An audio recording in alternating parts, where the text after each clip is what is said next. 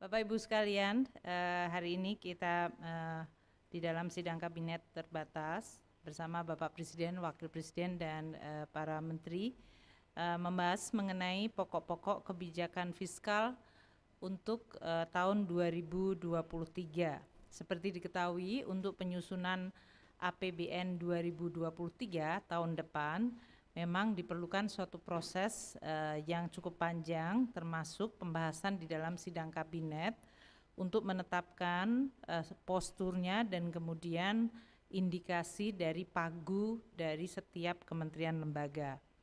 Pada hari ini kita menyampaikan di dalam kabinet mengenai kerangka ekonomi makronya, yaitu proyeksi ekonomi tahun depan dan arah kebijakan fiskalnya serta indikasi dari pagu yang akan dilakukan. Pertama, tadi kami menyampaikan bahwa kondisi tahun 2023 diharapkan akan ditandai dengan pandemi yang akan mulai menurun dan kemudian masuk kepada periode endemi, sehingga ini akan menjadi salah satu hal yang diharapkan akan mengurangi beban dan juga mengurangi tekanan terhadap masyarakat dan perekonomian. Namun tahun depan akan muncul suatu risiko baru dari sisi munculnya perang di Ukraina dan ketegangan geopolitik yang telah menyebabkan kenaikan harga-harga komoditas dan kemudian mendorong inflasi tinggi di seluruh dunia, terutama di negara-negara yang sekarang ini negara maju. Kenaikan komoditas dan inflasi yang tinggi menyebabkan pengetatan kebijakan moneter baik dari sisi likuiditas maupun suku bunga yang kemudian akan menimbulkan potensi volatilitas arus modal dan juga nilai tukar serta tekanan pada sektor keuangan. Hal-hal tersebut akan kemudian menghasilkan pemulihan ekonomi yang melemah secara global. Berdasarkan proyeksi berbagai lembaga, OECD memperkirakan pertumbuhan ekonomi dunia akan melemah 1% dari tadinya 4,5% menjadi hanya 3,5%. Bank Dunia juga merevisi ke bawah dari 4,4% ke 3,5%. Kemudian WTO juga meramalkan pertumbuhan ekonomi dunia akan melemah dari 4,4% ke 3,1 hingga 3,7%. Sementara itu dari inflasi justru akan mengalami kenaikan. Diperkirakan menurut Bank Dunia, inflasi di negara-negara advance akan naik dari 3,9% ke 5,7%. Sedangkan di negara-negara emerging akan mengalami tekanan inflasi dari 5,9% ke 8,6%. Nah, kondisi ini tentu akan menimbulkan dampak yang sangat rumit.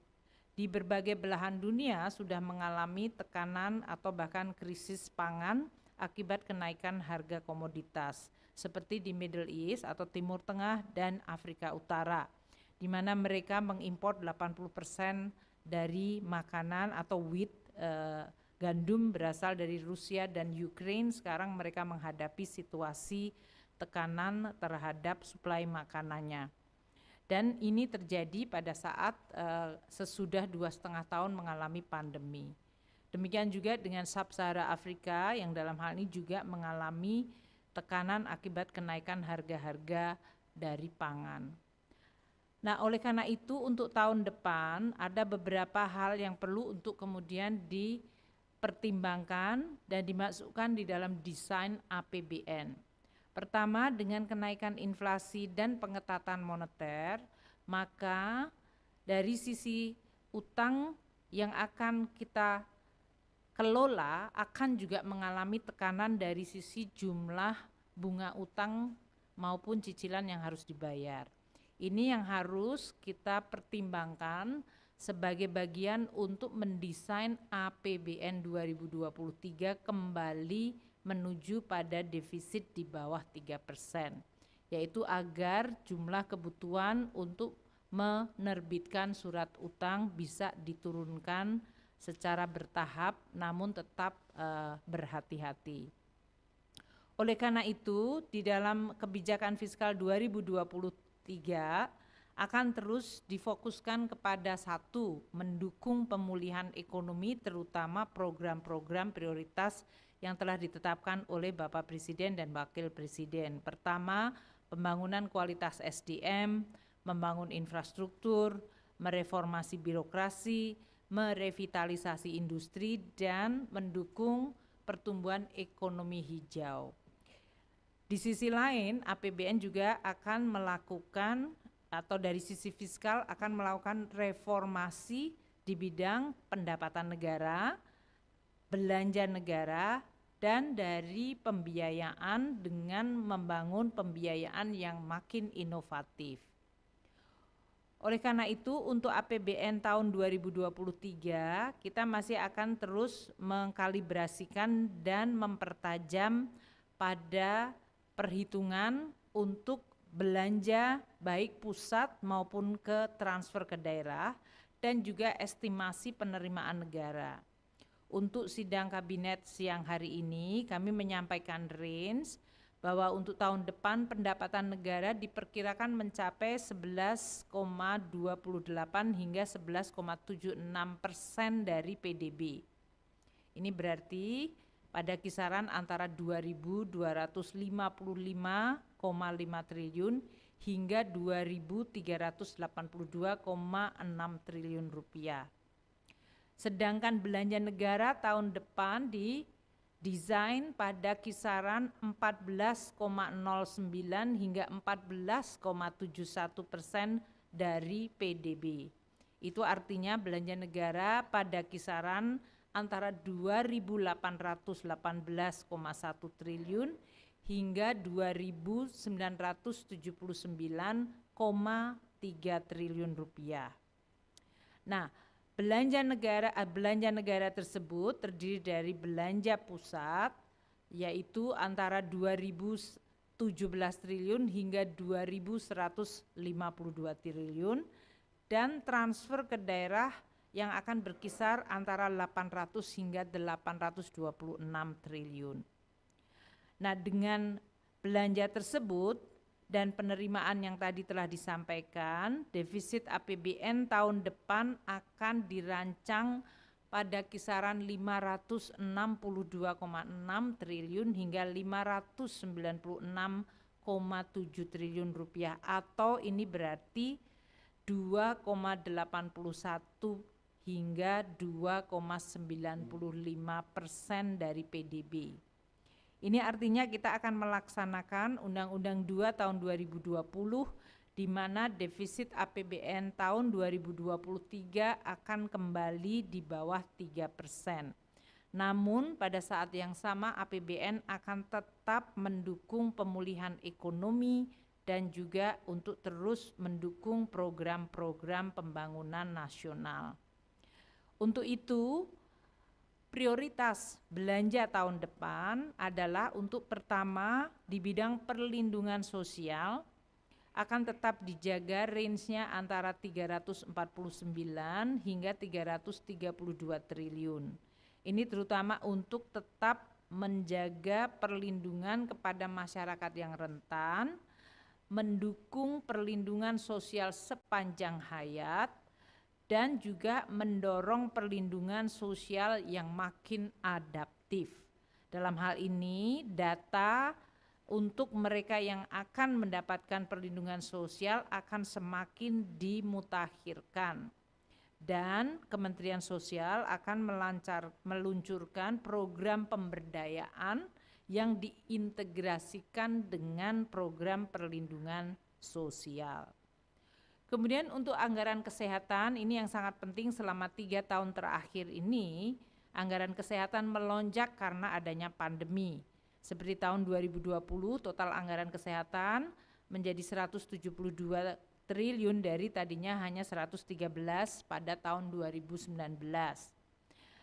Dan dari 172 ini 52,4 triliun adalah untuk belanja yang berhubungan dengan COVID. Tahun 2021 belanja kesehatan melonjak lagi ke 312 triliun, di mana 190 triliun adalah untuk COVID.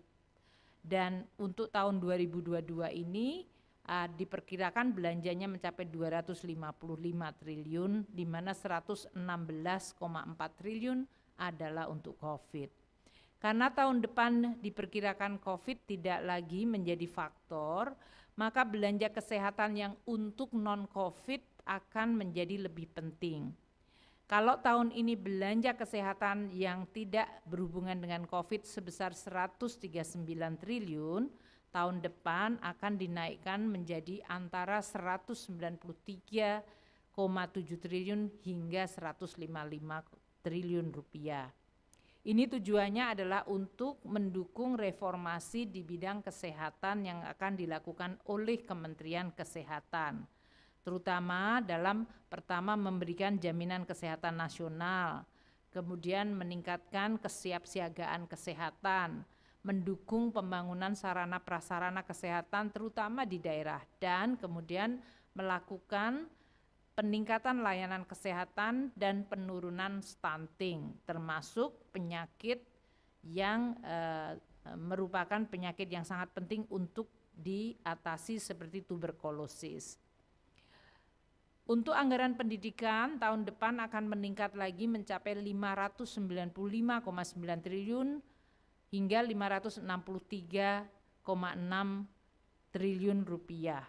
Ini lebih tinggi dibandingkan tahun ini yang anggaran pendidikannya ada di 542,8 triliun.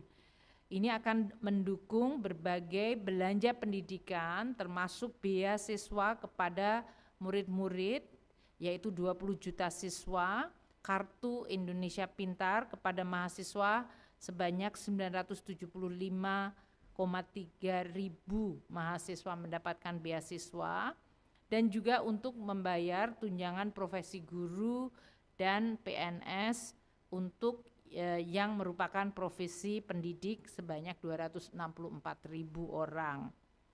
Belanja pendidikan juga dipakai untuk operasi sekolah melalui BOS dan juga bahkan biaya operasi sampai tingkat PAUD, yaitu pendidikan usia dini, di mana 6,5 juta anak-anak pada usia dini yang akan mendapatkan manfaat. Untuk infrastruktur tahun depan masih akan diberikan anggaran yang cukup signifikan di dalam rangka untuk menyelesaikan berbagai program-program penting seperti perumahan, air minum, pengolahan air limbah, pipa transmisi gas dari Cirebon Semarang, jaringan irigasi, selain infrastruktur konektivitas seperti jalan, jembatan, kereta api, dan bandara, serta infrastruktur di bidang teknologi informasi seperti satelit dan BTS. Untuk itu, belanja infrastruktur tahun depan akan berkisar antara 367 hingga 402 triliun rupiah. Kita juga di dalam APBN tahun depan sudah mencadangkan untuk belanja pembangunan untuk ibu kota negara baru, yaitu antara 27 hingga 30 triliun rupiah di dalam rangka untuk mulai membangun infrastruktur dasar dan juga gedung pemerintahan, Kementerian Perhubungan untuk berbagai simpul konektivitas, dan untuk membangun awal di bidang pendidikan seperti sarana sekolah dan kesehatan. Ini juga untuk mendukung belanja sarana prasarana di bidang ketahanan dan juga di bidang keamanan. Tahun depan kita akan terus mengendalikan agar biaya belanja operasional pemerintah tetap terjaga secara efisien dan terkendali, sehingga anggaran betul-betul akan dialokasikan lebih kepada belanja-belanja produktif. Dengan demikian, tahun depan diperkirakan pagu indikatif untuk belanja kementerian lembaga akan mencapai 977,1 triliun rupiah. Mungkin itu, angka ini adalah lebih besar dibandingkan belanja KL tahun ini yang sebesar 945,8 triliun. Artinya bahwa tahun depan momentum untuk menjaga pemulihan ekonomi tetap dijaga dengan dukungan anggaran pemerintah Namun pada saat yang sama APBN juga mulai disehatkan dengan defisit yang dikendalikan di bawah 3%. Tadi Bapak Presiden menyampaikan bahwa kita perlu untuk terus menjaga confidence terhadap keseluruhan kebijakan fiskal dan moneter sehingga kepercayaan dan stabilitas ekonomi akan tetap terjaga, dan dengan demikian investasi akan terus meningkat karena memang Indonesia akan melakukan terus perbaikan iklim investasinya. Mungkin demikian yang bisa saya sampaikan sebagai hasil dari sidang kabinet pada siang hari ini. Terima kasih. Wassalamualaikum warahmatullahi wabarakatuh.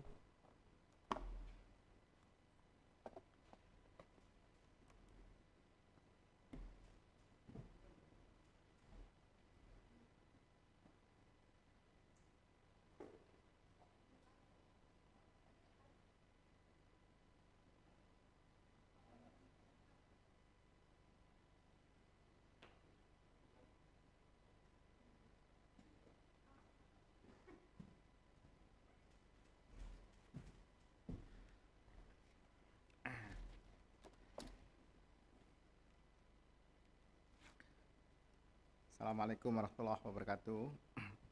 Saya akan menambahkan saja yang telah disampaikan oleh Ibu Menteri Keuangan terkait mengenai beberapa arahan tadi yang disampaikan oleh Bapak Presiden, penajaman kebijakan dana alokasi khusus pada tahun 2023, dan mengingat setelah dievaluasi bahwa dana alokasi khusus itu pertama memerlukan penajaman secara tematik dan juga lokus prioritasnya, kemudian efektivitas dari program itu sendiri. Dalam pengalaman beberapa tahun yang lalu, senantiasa DAK itu terbagi hampir habis di semua daerah dan mendapatkan angka yang relatif kecil. Dan pada tahun yang akan datang kita akan mulai mempertajam itu supaya dana alokasi khusus benar-benar efektif untuk membantu pembangunan di daerah.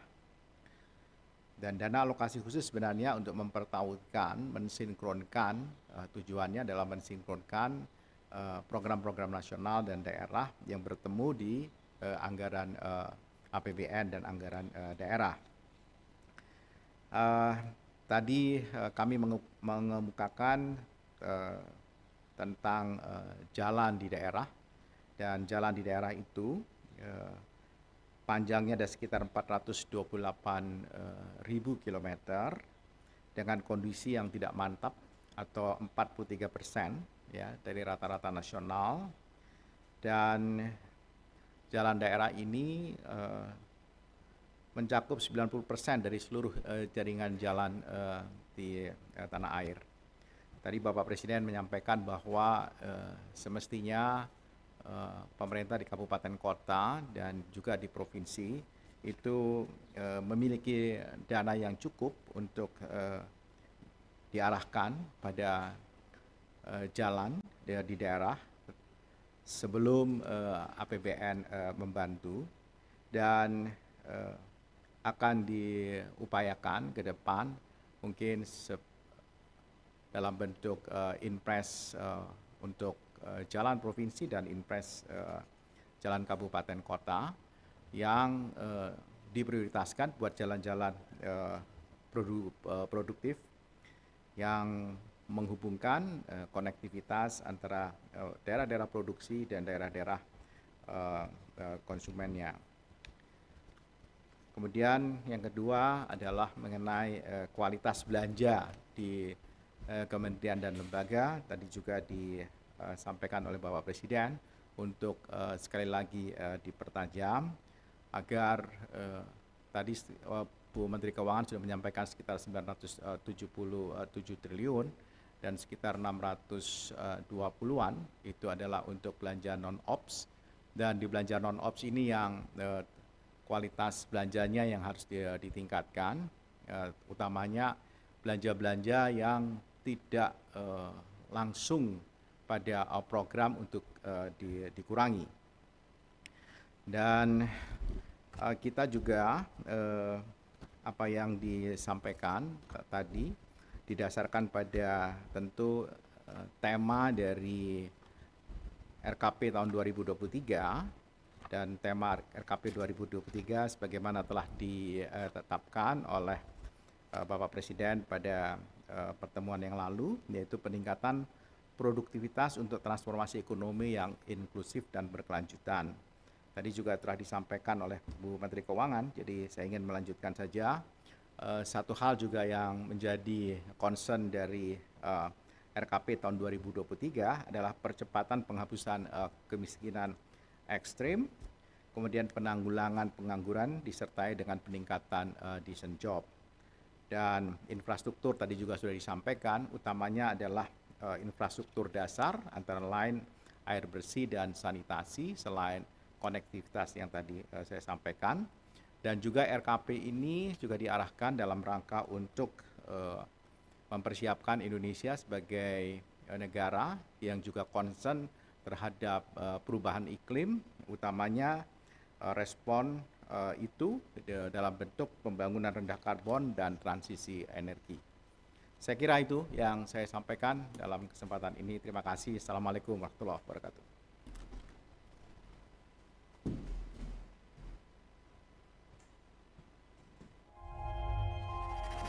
Tidak euforia yang berlebihan. Kita semuanya harus percepat proses vaksinasi ini dan tetap taat terhadap protokol kesehatan. Terutama memakai masker.